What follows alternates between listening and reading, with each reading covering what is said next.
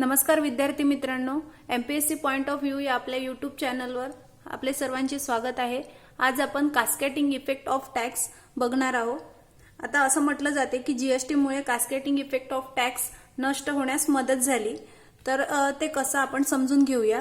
आता बघा, इथे उदाहरण दिलं आहे मी सर्वांसाठी।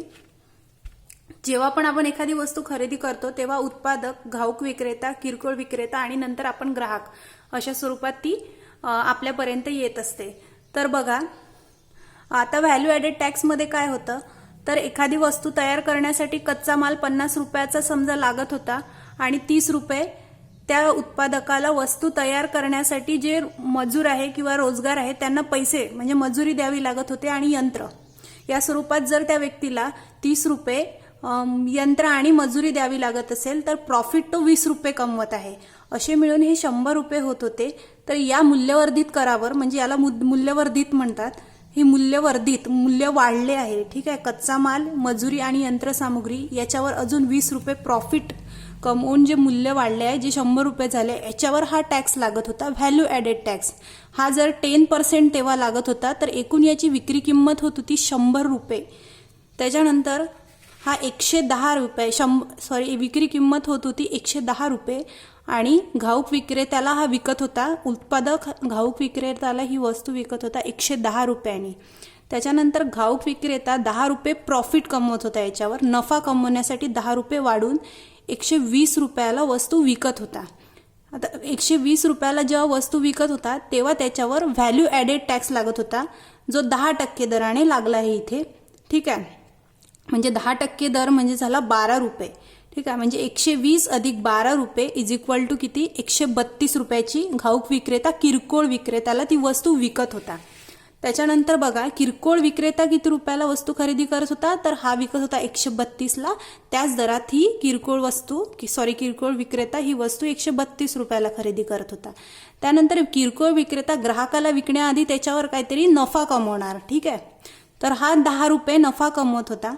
तर बघा, 132 अधिक 10 रुपये बरोबर 142 रुपये।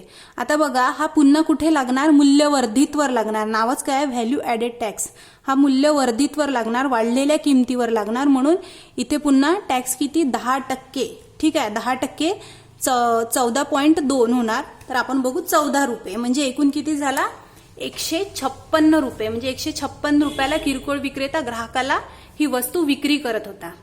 आता ग्राहकाला कितीची खरेदी करावी लागत होती, 156 रुपयाची। बघा, मूळ वस्तूची किंमत किती होती, उत्पादकाने कितीला विकली होती, 110 रुपयाला आणि व्हॅल्यू ॲडेड होऊन ती झाली ग्राहकापर्यंत आली ती 156 रुपयाला। म्हणजे एक्स्ट्रा किती रुपये भरावे लागले ग्राहकाला, तर 46 रुपये ती उत्पादकाकडून आपल्यापर्यंत येईपर्यंत। त्यानंतर बघा, जीएसटी मध्ये इथे काय फरक झाला, उत्पादक बनवत होता, उत्पादक कच्चा माल 50 रुपये जो आपण इकडे बघितला तोच 50 रुपयाचा कच्चा माल। त्याच्यानंतर रोजगार आणि यंत्रसामुग्रीसाठी उत्पादकाला 30 रुपये लागत होते, आपण उदाहरण बघत आहे, ठीक आहे। त्यानंतर उत्पादक काय करत होता, 20 रुपये त्याच्यावर प्रॉफिट कमवत होता, ठीक आहे। इथे 20 रुपये प्रॉफिट कमवत होता। बघा, हे एकूण झाले 100 रुपये। आता आपण इथे बघितलं व्हॅल्यू ॲडेड टॅक्स मध्ये या 100 वर टॅक्स लागत होता। जीएसटी मध्ये असं न होता या 20 रुपयावर जो नफा कमवतो उत्पादक त्याच्यावर टॅक्स लागतो, तो झाला 10%। म्हणजे एकूण किती, 20 रुपयाचे 10% म्हणजे 5 रुपये, ठीक आहे। किती झाले, 5 रुपये। बघा, लक्ष द्या, 50 रुपयाचा कच्चा माल, त्यानंतर 30 रुपये जो मजुरी आणि यंत्रासाठी आणि 20 रुपये कशासाठी, तर 20 रुपये उत्पादकाला प्रॉफिट कमवायचा होता। हे एकूण झाले 50 रुपये। या 50 रुपयांवर 10%, ठीक आहे। या 50 रुपयांवर म्हणजे मूल्यवर्धित रकमेवर, इथे पूर्ण रकमेवर होते, तर इथे फक्त वाढलेल्या मूल्यावर कच्चा माल वगळता, उत्पादनासाठी लागणाऱ्या कच्चा माल वगळता, म्हणजे फक्त मजुरी, यंत्र आणि जे प्रॉफिट कमवणार आहे उत्पादक त्यांना लागणारी जी रक्कम आहे त्याच्यावर 10% म्हणजे किती झालं, तर 5 रुपये। म्हणजे विक्री झाली ही 105 रुपयाची। उत्पादक किती रुपयाला विकणार होता घाऊक विक्रेत्याला, तर 105 रुपयाला ती वस्तू विकणार होता। त्यानंतर घाऊक विक्रेता बघा 105 रुपयाला काय करणार होता, तर त्या वस्तूची खरेदी करणार होता। त्याच्यावर पुन्हा काय, तर 10 रुपये तो काय नफा कमवणार होता, ठीक आहे।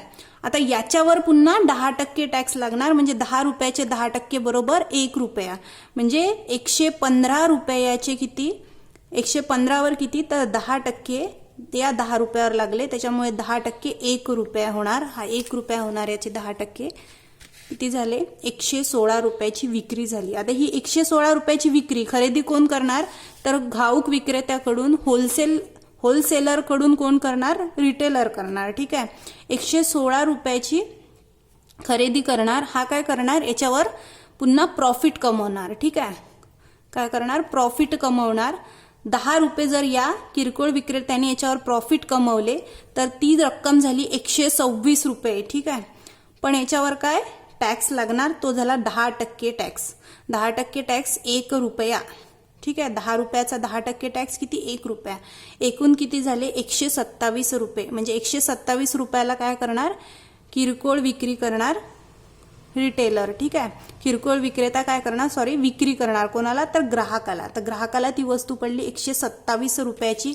इकडे बघा, जीएसटी नव्हता, व्हॅल्यू ॲडेड टॅक्स लागत होता, तेव्हा ग्राहकाला किती रुपयाची वस्तू पडत होती, 156 रुपयाची. ती वस्तू आता जीएसटी नंतर किती, 127 रुपयाची पडली. म्हणून काय म्हटलं जाते, तर जीएसटीमुळे कास्केटिंग इफेक्ट ऑफ टॅक्स नष्ट होण्यास मदत झाली. ठीक आहे विद्यार्थी मित्रांनो, इथे आपण हा व्हिडिओ संपूया. तुम्हाला समजलंच असेल, नसेल समजलं तर तुम्ही तशी कमेंट बॉक्समध्ये नोंद करा, आपण त्याच्यावर समजून सांगण्याचा प्रयत्न करू. धन्यवाद विद्यार्थी मित्रांनो.